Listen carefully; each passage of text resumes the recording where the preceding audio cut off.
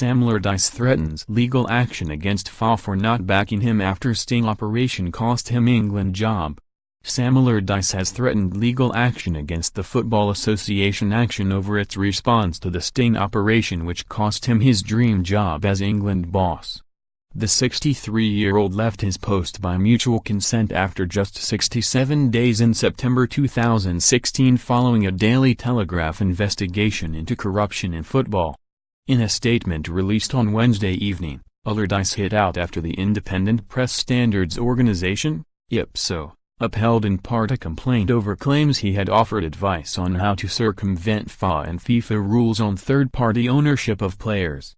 Allardyce said, had the FA stuck to their word and waited to see the Telegraph's evidence, as they originally told me they would have seen that the allegations made against me were false.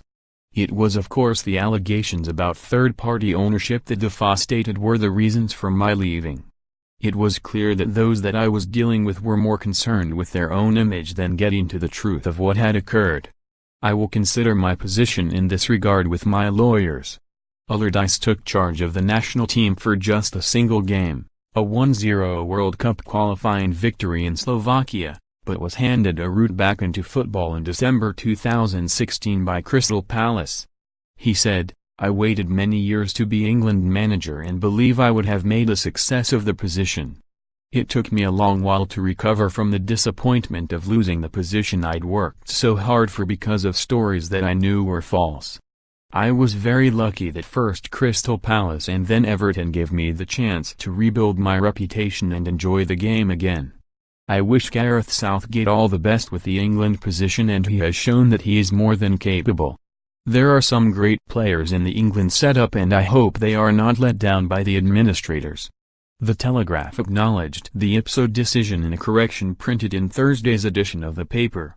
It accepted that Allardyce, while suggesting a way that a third party could share in the financial rewards of a transfer, had made clear that a third party could not take a portion of the transfer fee.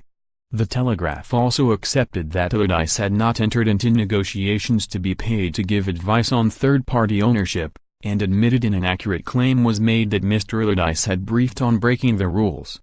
The correction said, on these 3 points alone, the articles were inaccurate.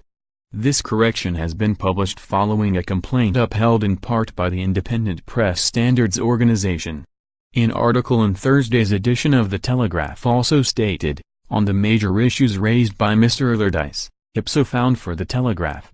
It upheld our right to use subterfuge and secret filming, since there was a strong public interest in investigating and it was reasonable for the Telegraph to have believed that it could only obtain material evidence through subterfuge.